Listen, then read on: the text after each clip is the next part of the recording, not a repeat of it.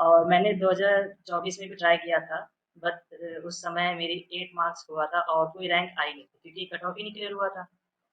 लेकिन इस बार मेरा 53 मार्क्स है। ऐसा आपने क्या इम्प्रूव किया कि आपकी रैंक इतनी इम्प्रूव हुई? और जो आपने ड्रॉप ईयर का डिसीजन था, उस टाइम पे आपने ड्रॉप ईयर किस हिसाब से डिसाइड? 2024 में 8 मार्क्स आने के रीज़न क्या थे? Yo, yo, microphone check, make it a microphone check, give it a microphone, I make it a microphone dead. Don't step to me, newbie. तो hi everyone, this is Bharat Jain. आज हमारे साथ है कुंदन मोदी, जिनकी आईआईटी जेम 2025 में all India rank 215 आई है। तो welcome Kundan, and कैसे हो आप? पहले तो बहुत शुक्रिया भरत, जो कि तुमने यहाँ पे मुझे बुलाया है। और पहले तो मैं अपना इंट्रोडक्शन देता हूँ। जैसा कि भरत ने बताया, मेरा नाम कुंदन मोदी है और मेरा आईआईटी एग्ज़ाम 2025 में 215 रैंक आई थी। मैं बेसिकली उत्तर प्रदेश के लखनऊ ज़िले से बिलॉन्ग करता हूँ और मेरी ग्रेजुएशन भी यहीं के लोकल कॉलेज से हुई है। और मैंने 2024 में भी ट्राई किया था, बट उस समय मेरी 8 मार्क्स हुआ था और कोई रैंक आई नहीं थी क्योंकि कट ऑफ ही नहीं क्लियर हुआ था। लेकिन इस बार मेरा 53 मार्क्स है। अच्छा कुंदन, अभी जैसे आप बता रहे हो कि आपने आईआईटी जेम 2024 भी दिया और 2025 का जी। भी अटेम्प्ट दिया। तो क्या आपका ये ड्रॉप ईयर था या आपने रेगुलर नहीं, ईयर के नहीं, साथ ही दिया? ये मेरा ड्रॉप ईयर ड्रॉप था। ईयर। ओके, सो आपकी जर्नी में भी काफी इंसाइटफुल रहने वाली है, जो भी जूनियर सभी आईआईटी जेएम के लिए प्रिपरेशन कर रहे हैं और जो अभी ये सोच रहे हैं कि मुझे ड्रॉप लेना चाहिए या नहीं लेना चाहिए, तो उसके लिए मे भी आपकी ये पॉडकास्ट है उन सभी स्टूडेंट्स के लिए बहुत इंसाइटफुल रहेगी। तो सबसे पहले मैं आपसे जानना चाहूंगा कि आप बता रहे हो कि आईआईटी जेएम 2024 के अटेम्प्ट में आपके जस्ट 8 मार्क्स थे और 2025 के अटेम्प्ट में आपने 53 मार्क्स के साथ ऑल इंडिया रैंक 215 हासिल की है। तो ऐसा आपने क्या इम्प्रूव किया कि आपकी रैंक इतनी इम्प्रूव हुई? और जो आपने ड्रॉप ईयर का डिसीजन था, उस टाइम पे आपने ड्रॉप ईयर किस हिसाब से डिसाइड किया? क्योंकि कई स्टूडेंट ऐसे हैं जिनका अभी आईआईटी जेम क्वालिफाई है, लेकिन वो फिर भी ये डिसाइड नहीं कर पा रहे कि मुझे ड्रॉप लेना है या नहीं लेना।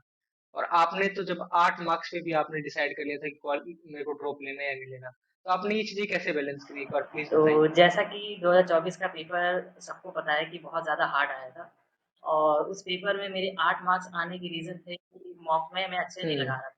मतलब जैसे कि सर बताए थे कि मॉक बहुत ज़्यादा लगाना चाहिए, तो मैंने ओके। ज़्यादा मॉक लगाए नहीं थे।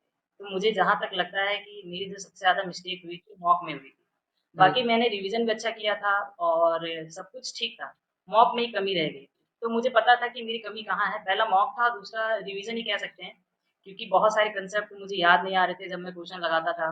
और टेस्ट तो ज़्यादा दिया नहीं था क्योंकि मुझे लगता था टेस्ट देकर कि क्या ही हो हुँ, हुँ, जाएगा, लेकिन जब पेपर आया सामने तब पता चला कि पेपर पूरे मॉक से ही डिपेंड होते हैं। जितने ज़्यादा आप मॉक लगा सकते हो उतने ज़्यादा लगाइए। तो मैंने क्या किया कि जब 2025 का मैंने सोच लिया कि हाँ, मुझे अब बिल देना ही है पेपर, तो मुझे लगा कि किन कमियों पे मुझे काम करना चाहिए।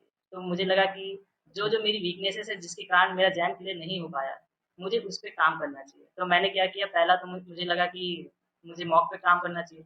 तो मैंने लगभग इसको बहुत सारे मॉक दिए। और दूसरी बात ये थी कि मुझे हुँ, जिस टीचर से मतलब सिलेबस मैंने कंप्लीट किया था, वो मुझे उतना ज़्यादा रिलेवेंट नहीं लग रहा था। क्योंकि जैम में क्वेश्चंस कर रहे थे हुँ, हुँ, और जब मैंने पिछले क्वेश्चन किए थे, तो ओके। उसमें मुझे कुछ डिफरेंस लगा था।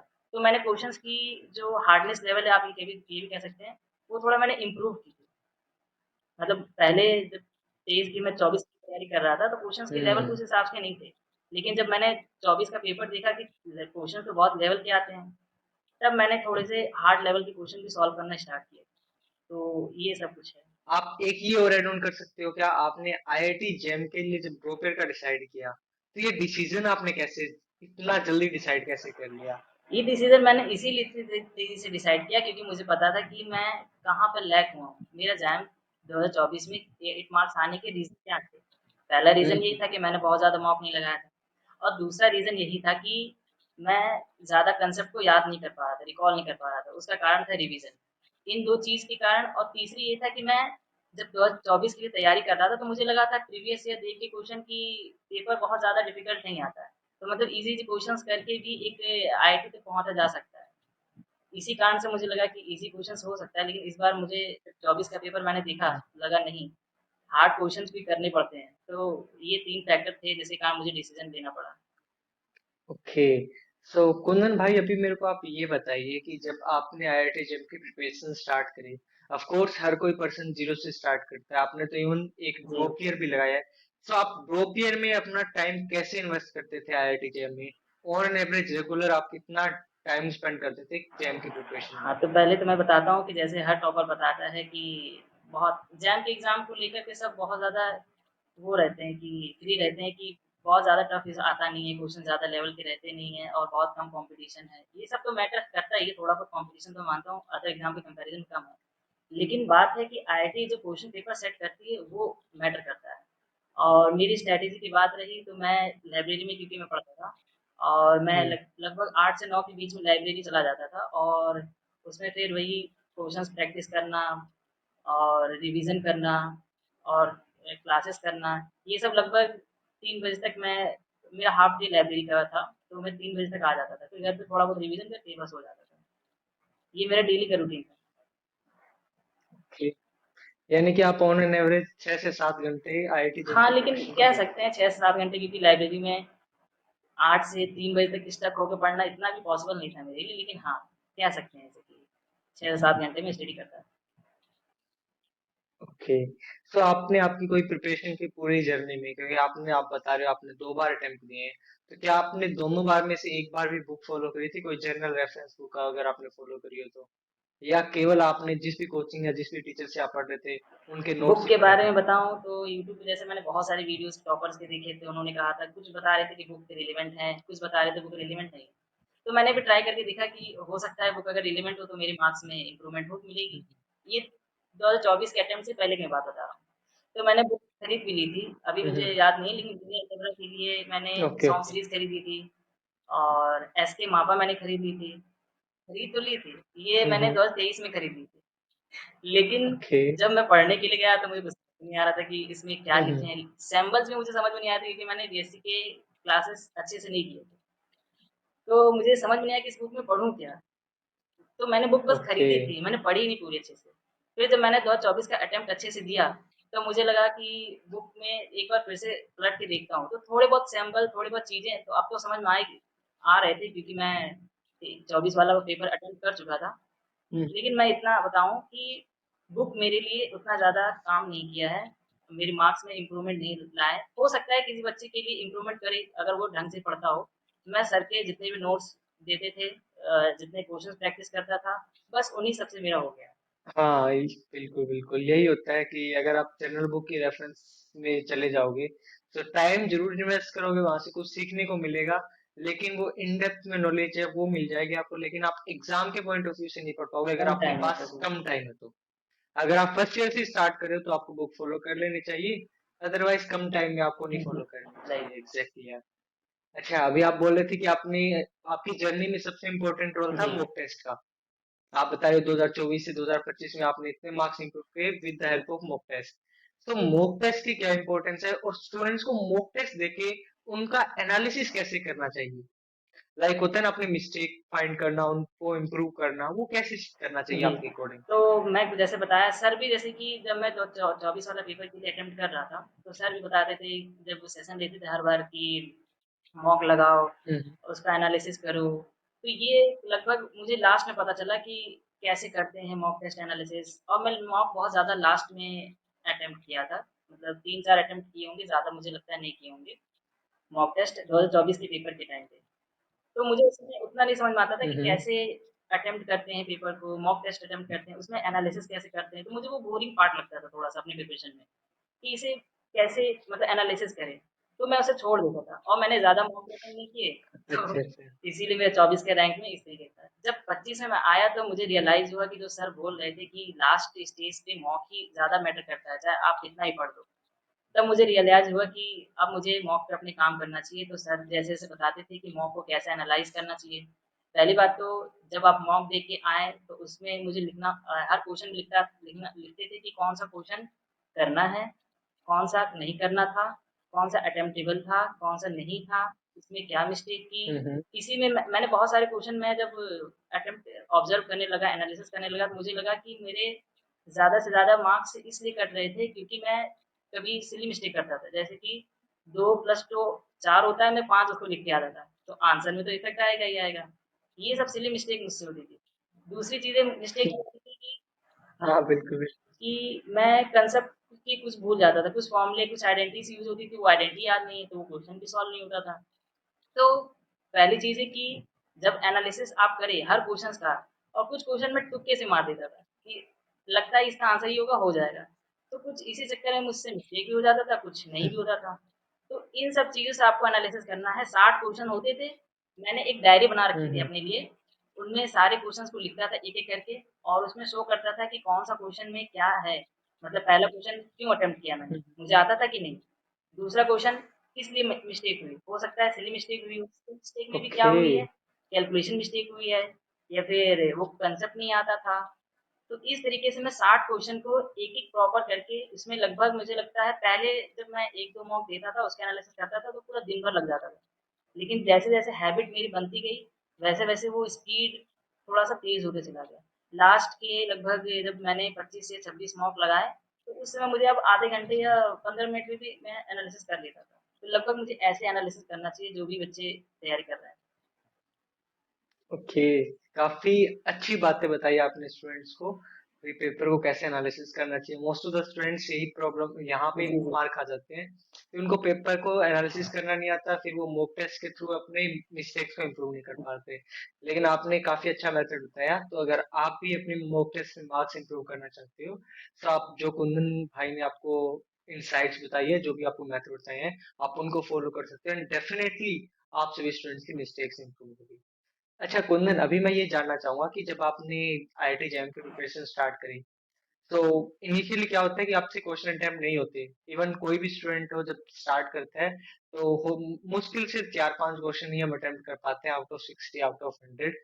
सो आपने जब स्टार्टिंग करी, तब आपके क्वेश्चन नहीं होंगे, तब आपने इस प्रेशर को, जो आपको ये डर था कि यार मैं कर पाऊँगा या नहीं कर पाऊँगा, मैंने ड्रॉप आउट ले लिया, तो इस प्रेशर को आपने कैसे अच्छा, डील किया? पहली बात तो मैं जो प्रीवियस बात थी उसको एक ऐड करना चाहता हूँ, जो मैंने बताया कि मॉक वाली बात, इसमें मुझे इतनी ज़्यादा हेल्प की थी कि मेरे जैम में मतलब मिस्टेक नेगेटिव मार्किंग मेरी 0 है इसमें।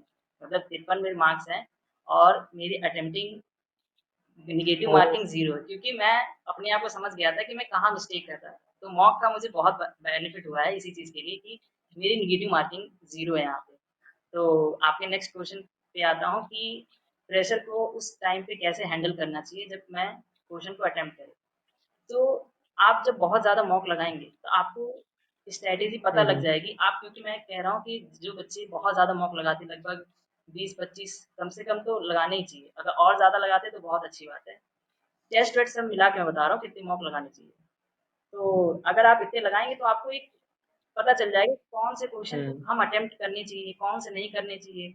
देखते ही वो क्वेश्चन आपको फ़ैमिलियर लग रहे हैं कि नहीं क्वेश्चंस, उसके सैंपल्स देख कर के, आइडेंटिफिकेशन देख कर के आपको पता चल रहा है कि वो क्वेश्चन आपने पहले कर रखे हैं उस टाइप के कि नहीं। अगर नहीं कर रखे हैं, तो आपको उस टाइप के क्वेश्चंस को ब्रेक करना चाहिए मतलब छोड़ देना चाहिए।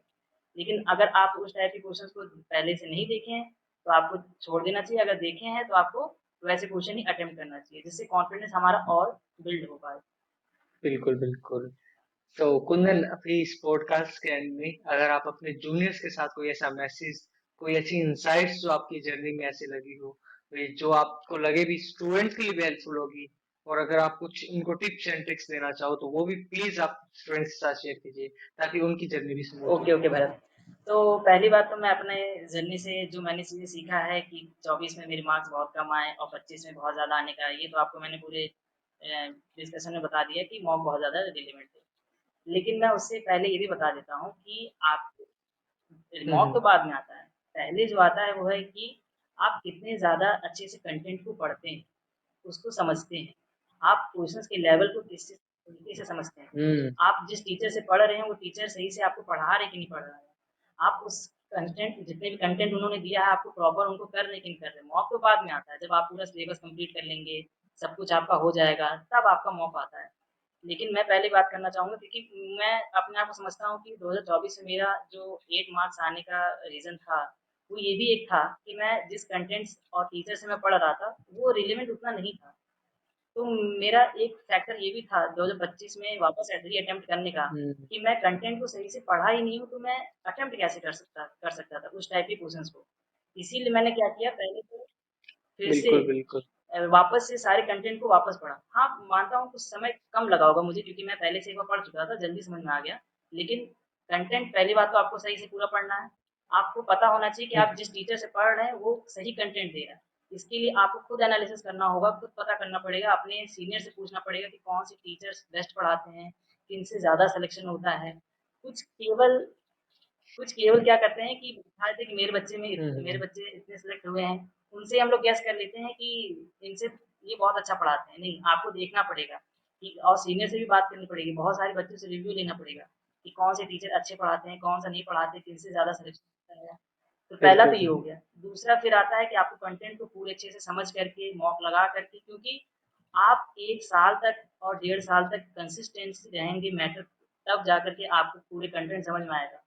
और दूसरा ये है कि आपको रिवीजन खूब ज़्यादा करना पड़ेगा। जब आपने पूरा कंटेंट पढ़ लिया है, लास्ट स्टेज पे होता बच्चे क्या है कि हम हुँ, खुद ही डिस्ट्रैक्ट होते थे। लास्ट स्टेज पे मैंने क्या किया था कि वापस से बुक निकाल लिए थे, वापस से सारे नोट्स निकाल लिए थे कि वापस से मैं पढ़ने बैठूँगा, लेकिन फिर सर ने कहा कि नहीं, ये लास्ट स्टेज पे ऐसा नहीं करना होता है, केवल जो पुराना पढ़ा है वही रिवीजन करना होता है। तो मैं हाँ, तो हाँ, फिर मैंने बिल्कुल। क्या किया कि वापस से वही चीज़ें पुरानी रिवीजन करना हुँ, स्टार्ट कर दिया, जो मैंने कर रहा था। तो और तीसरी चीज़ कि जब आप पूरा हुँ, रिवीजन कर चुके हों, पूरा सिलेबस और कंटेंट आपका कवर हो चुका हो, तब आप क्या करिए, स्टार्ट करिए मॉक लगाना। और मॉक लगाने का पीरियड जो होना चाहिए वो लगभग 4 से 6 मंथ का होना चाहिए। मतलब इतने में आप मॉक बहुत सारे लगाएँ। इसीलिए कम से कम 1 साल या डेढ़ बिल्कुल। साल की ये जर्नी होनी चाहिए। लगभग 6 मंथ आपको सिलेबस और कंटेंट जितना भी असाइनमेंट मिलते हैं, उन सबको क्वेश्चंस को प्रैक्टिस करने के लिए, और 6 मंथ या 4 मंथ आप कह सकते हैं आपके हिसाब से मॉक लगाने के लिए। लास्ट स्टेज पे आप जितने ज़्यादा मॉक लगाएँगे, आपको उतने ज़्यादा बेनिफिट होगा। लेकिन ये सभी बच्चे जानते भी हैं, लेकिन करते कोई नहीं है कि मॉक बहुत ज़्यादा लगाते हैं। लगभग 10-15 पे ही बहुत बच्चे स्टक हो जाते हैं। मैंने देखा है कि मेरे जो बहुत अच्छे दोस्त थे, जिनकी रैंक बहुत अच्छी है, वो इसीलिए अच्छी है क्योंकि उन्होंने मुझसे भी ज़्यादा मॉक लगाए थे। मैं उनसे पूछता हूँ कितने मॉक लगाए हुँ, थे, तो हुँ। उनका मेरे से जितने मैं लगाया हूँ उससे ज़्यादा ही बताते हैं। तो एक बेनिफिट मुझे लगता है कि वो लोग को फिर भी मार्क्स या मुझसे रैंक ज़्यादा है, क्योंकि वो लोग ने मॉक ज़्यादा लगाए थे मुझसे। और ये भी डिपेंड करता है कि आप मॉक कैसा लगा रहे हैं, क्योंकि मैं कुछ मॉक लगा रहा था, मेरे नंबर बहुत अच्छे आ रहे थे उस मॉक में, और मुझे लग रहा था कि मेरी तैयारी बहुत अच्छी चल रही है।